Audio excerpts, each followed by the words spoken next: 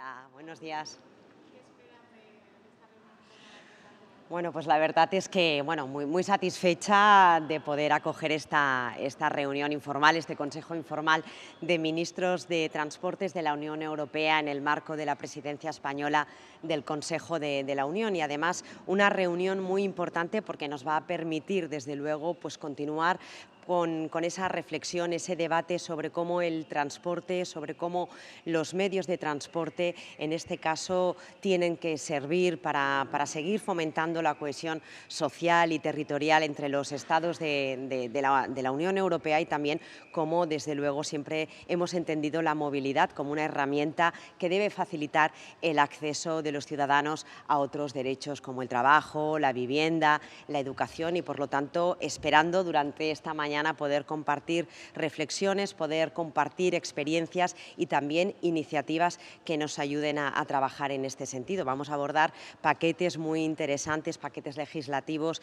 paquetes que tratan de la seguridad vial, paquetes que tratan también sobre la seguridad marítima, cuestiones desde luego que nos tienen que ayudar pues, a hacer, ¿no?, precisamente de nuestras infraestructuras que sean más sostenibles, infraestructuras que sean cada vez más resilientes, infraestructuras también que se sirvan de la digitalización para poder dar un mejor servicio a los ciudadanos y a las ciudadanas, porque no olvidemos que son ellos los que están en el centro de nuestras políticas. Además, vamos a acabar este Consejo Informal de Ministros con la suscripción por parte de todos los ministros de la Declaración de Barcelona, que precisamente va a poner el foco en todas estas cuestiones que les planteaba.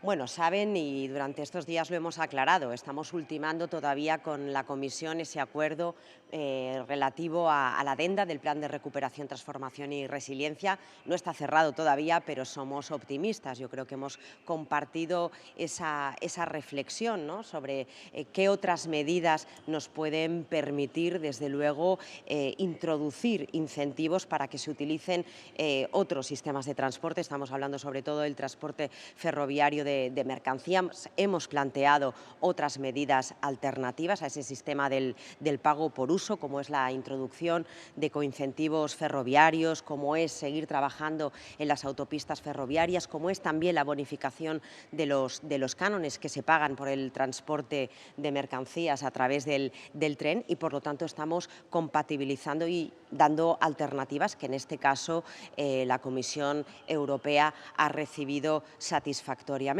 Además, hay que tener en cuenta que cuando se propuso esta medida en el Plan de Recuperación, Transformación y Resiliencia, no se daban las mismas circunstancias que se están dando en la actualidad, que además la pasada primavera se aprobó por parte de la Comisión Europea la directiva que establece que a partir del año 2027 se va a establecer en toda la Unión Europea un sistema de contabilidad de emisiones. Por lo tanto, el establecimiento de un sistema de pago por uso podría suponer en ese momento un doble gravamen, ¿no? Por lo tanto, entendemos que hemos dado unas alternativas que la Comisión Europea recoge positivamente y que, por lo tanto, dadas también las actuales circunstancias y el actual marco normativo que viene de esa directiva de la Unión Europea, podemos plantear esa alternativa al sistema de pago por uso.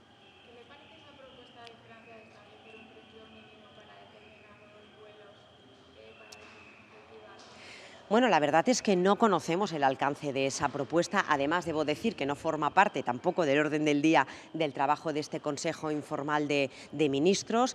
Escucharemos, evidentemente, si el ministro francés plantea esa cuestión, pero no, insisto, en la reunión que vamos a tratar. En cualquier caso, una medida en ese sentido pues tiene que ser analizada profundamente para ver cuál es su encaje jurídico. Debemos recordar que el sector aéreo está liberalizado y que, por lo tanto, como les decía, eso hay que analizarlo con rigor, el impacto que puede tener, el impacto económico, el impacto también sobre los diferentes territorios, porque cada país tiene unas circunstancias y, por lo tanto, como les decía, no vamos a llegar a ninguna conclusión en ese sentido y esperaremos escuchar esa propuesta.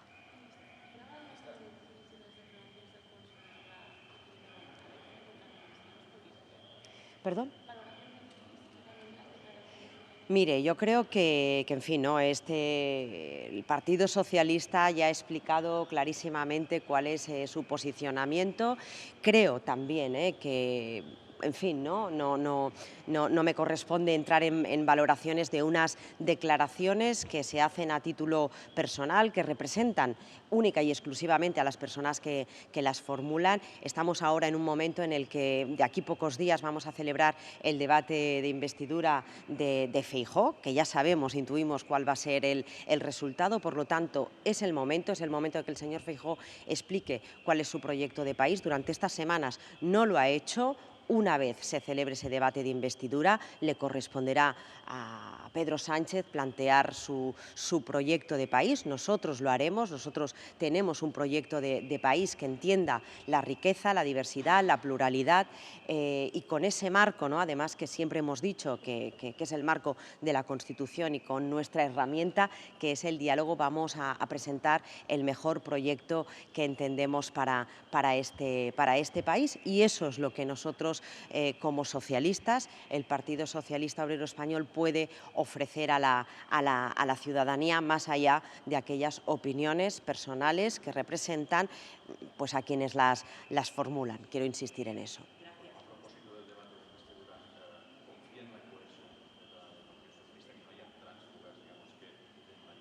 Absolutamente, absolutamente. Los socialistas yo creo que hemos demostrado, ¿no?, la firmeza en nuestras convicciones y por lo tanto, pues mire, absolutamente, y me parece pues un intento a la desesperada del Partido Popular, de algunos dirigentes del Partido Popular, apelando, ¿no?, a ese transfugismo, ¿no? La verdad es que es un ejercicio, en fin, ¿no?, de puro esperpento y además también una muestra un poco de los desesperados que están ante una investidura que lo único que ha hecho es hacernos perder tiempo a los españoles y a las españolas. Gracias.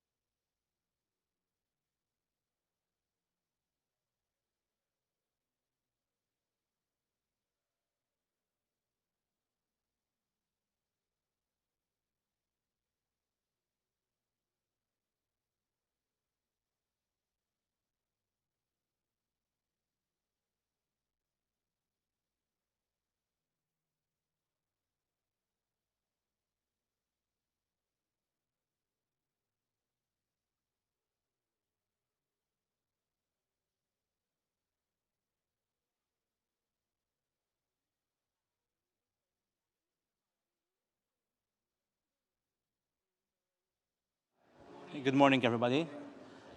Malta is very grateful to the Spanish presidency for keeping our priorities at heart. Of course, today we're going to discuss mobility. Usually we discuss the decarbonization and digitalization of mobility. Today we have two other topics, the dimension of social realm and the territorial dimension. To start with the social dimension, we are talking about having transport and mobility which is cheap, which is accessible, which is affordable and efficient, of course, and safe. And then there's a territorial dimension, and for Malta this is very important because we're not part of mainland Europe, and therefore we have the insularity problem, and for our Gozo Island, they have double insularity. So these are the topics which we look forward to tackle today. Thank you very much. Could you also talk about legislative files, for example, the driving license? It's much more of an informal meeting, so we will have opportunity to discuss our expertise and best practices sharing together with all member states. What do you think of the proposals in the European Parliament to make it more difficult for young people to drive unaccompanied Well, driving? it's a double-edged sword. On one side, we need less cars on our roads, so that will be a positive thing. But second thing, you have to make it accessible too. So I would complement that with affordable transport system. In Malta, we are the second country in the European Union offering free public transport for everybody. So that's a compensation. Okay?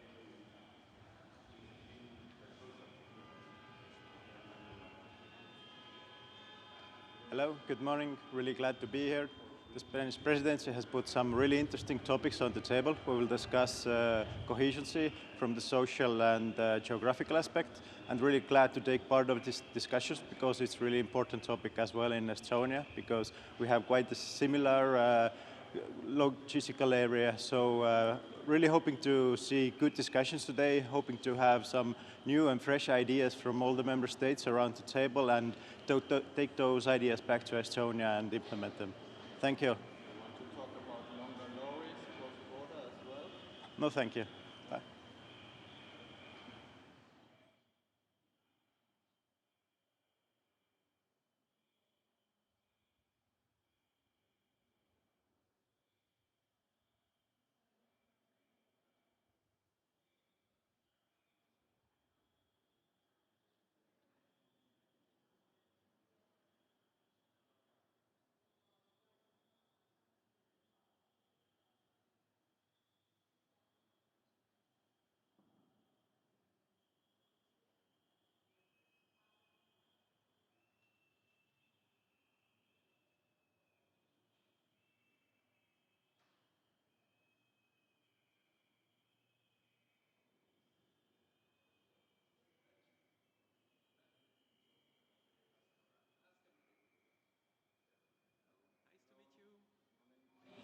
Morning. What are your expectations? Are you going to talk about legislative files as well on the side? It's an informal summit. Then we'll talk about social cohesion and mobility. I think we have to make a mobility of freedom for everyone in every landscape and to be free of CO2 emission. We have to invest in train, in active mobility, and to find investment to do so. It's a huge goal for all European countries and also for Belgium. What do you think of the European Parliament proposals on driving licenses, accompanied driving? Are you in favor of that? We have to have harmonization between countries. I've some problem with some proposal of the directive for older people, more than 70 years. They have to be careful, but they are careful. And I think we have to find another solution than a new examination every 5 years for them because they are more careful. They drive more slowly, and it's important for their freedom to have the possibility to have the use of their car till the end of their life. And I think I'm not so in agreement with some proposal, but I think it's very positive that we go for harmonization and more freedom of mobility in Europe with this directive. Cross-border long lorry traffic, are you in favor of that? For us, it's important cross-border is train. More goods on train. We have a goal with Europe and also in Belgium to double the volume of goods on train because it's good for a lot of things, for road safety, for mobility, because there are a lot of traffic jam in each country. In Belgium, it costs each year 4 billion because it has also a huge cost for infrastructure. Then we need more goods on train, more mobility also, and cross-border trucks is also something important between two countries like Belgium and France. We try to find agreement with our colleagues of France. If Europe can help, it's always welcome.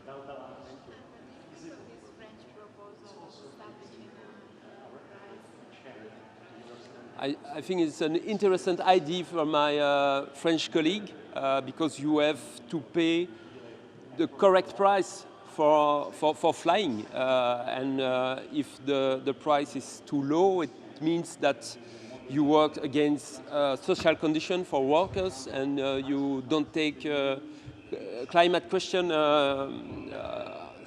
as serious enough. And we would like, as Belgium government, to have a tax on kerosene. If we can have an agreement at European level, I think we have to give the fair price for aviation. Aviation has a huge impact on climate. It has to be greener in the future, and then a minimal price for to fly is something we must be able to talk about.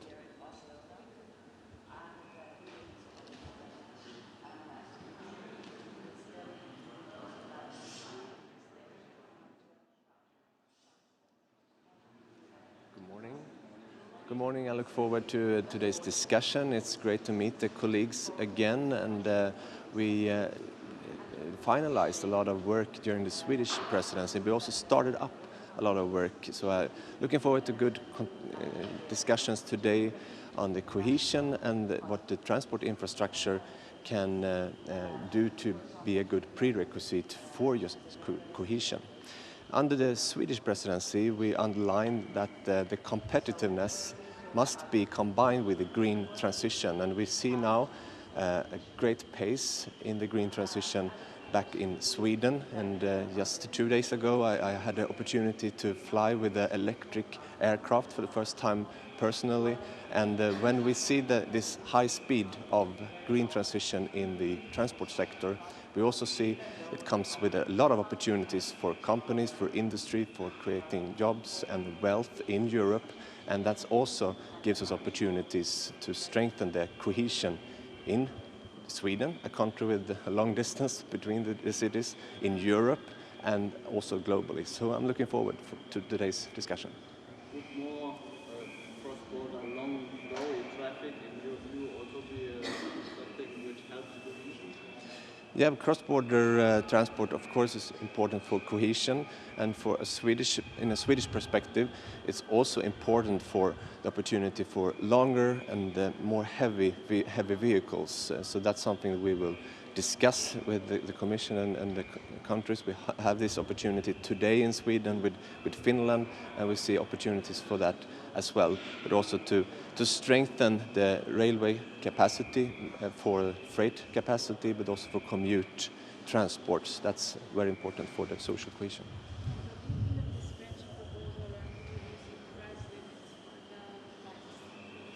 We are not for that. We see that it's important to reduce emissions in the aviation sector as well as all the other transport modes. And during the Swedish presidency, we finalized the work with the file Refuel EU Aviation. So we will see a shift in the aviation sector to less emission in the sector, and we see that the airplanes and the aviation will be an important transport mode even in the future for cohesion, for competitiveness, and for people to travel, and not at least in a wide distance country as Sweden, which has long distance from the north to south, for example. Thank you.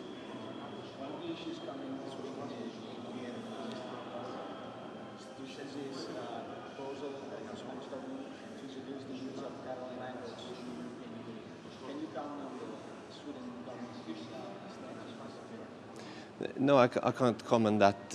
It's on another minister's fields, but thank you for the question. Thank you. Thank you. Thank you.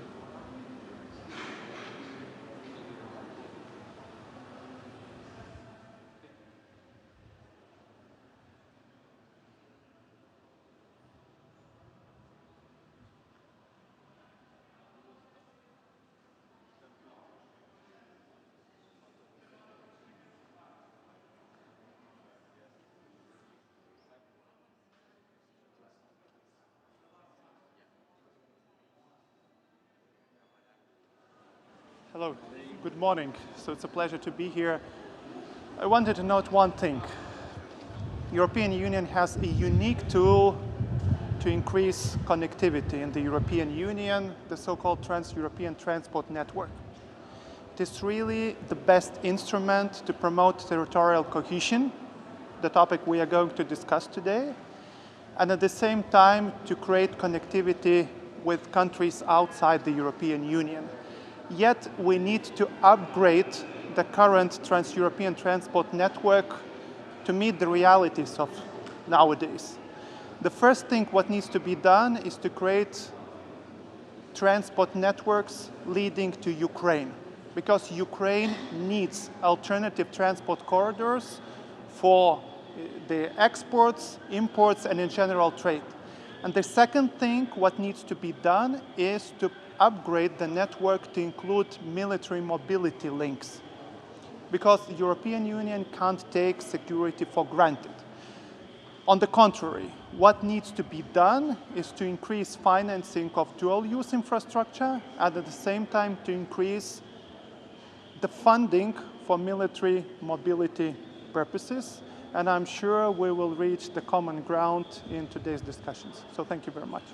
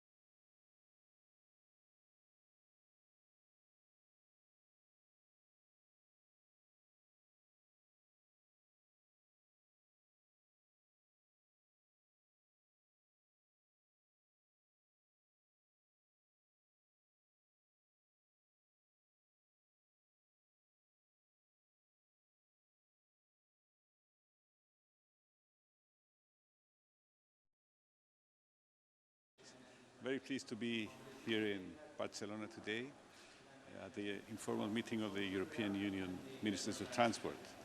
By signing the Barcelona Declaration today, we underline our commitment to offer our citizens accessible, safe and accessible mobility.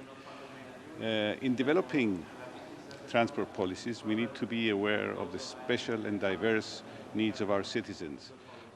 We need to be respectful, and we need to be able to understand the special circumstances that prescribe the life of our citizens. Cyprus is a small and remote peripheral state, and it faces significant challenges because of its geographical location and formation. We therefore cannot stress enough the importance given to mobility and accessibility in providing all our citizens with access to essential services, to the possibility for economic growth, and to maintaining social cohesion and address the needs for bringing the people together. Thank you.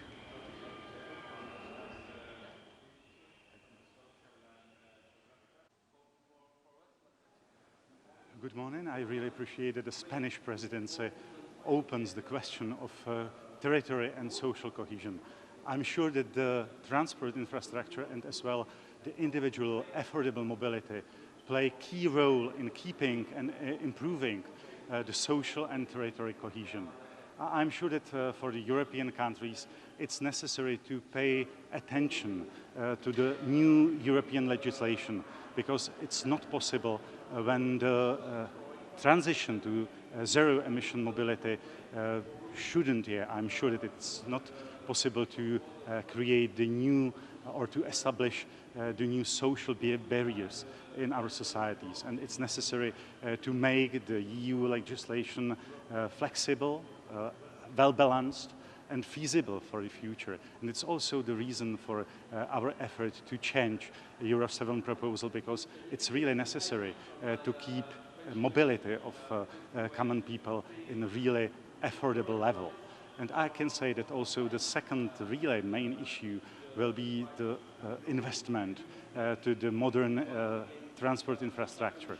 Because, for example, high-speed lines, it's the new, really sufficient tool for better connection throughout the European Union.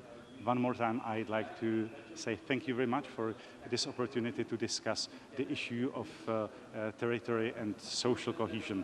It's definitely the important thing for the future of the European Union and for affordable mobility and definitely closer connection among all European countries.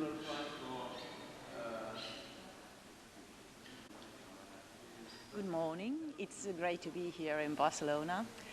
I have greetings from Finland. We think it is very important that during this day we talk about the transport from the point of view that it must be fluent, safe, affordable for all citizens, for all enterprises, for the business, and of course sustainable. We also see that all the countries should be looked at their geography, the national particularities, characteristics, and for example Finland has a very strategic geographical situation at the moment. So when we talk about the TEN-T network, we have to pay attention to this. And of course, we think that during this day, we must also talk about private cars, because when, for example, in Finland, the distances are very, very long, we need also the private cars, even though the public transports are very important. We are looking forward to these discussions today, and I'm sure it will be very fruitful.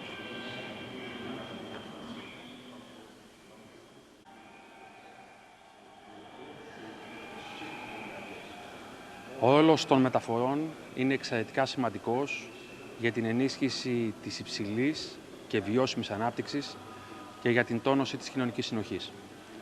Σε ευρωπαϊκό επίπεδο εργαζόμαστε για να ενισχύσουμε την προσβασιμότητα, την κινητικότητα και τη συνδεσιμότητα, έτσι ώστε να έχουμε ένα ανταγωνιστικό, ασφαλές, οικονομικά προσιτό και προσβάσιμο σε όλους σύστημα μεταφορών. Σε εθνικό επίπεδο εργαζόμαστε για να εξυγχρονίσουμε και να πρασινίσουμε το στόλο των λεωφορείων, να ενισχύσουμε την ασφάλεια των μεταφορών, να επενδύσουμε στην ηλεκτροκίνηση, αλλά και να επενδύσουμε στις διατηρήσιμες και καλές υποδομές, έτσι ώστε η χώρα να ενισχύσει το ρόλο της στο διευρωπαϊκό δίκτυο μεταφορών. Thank you.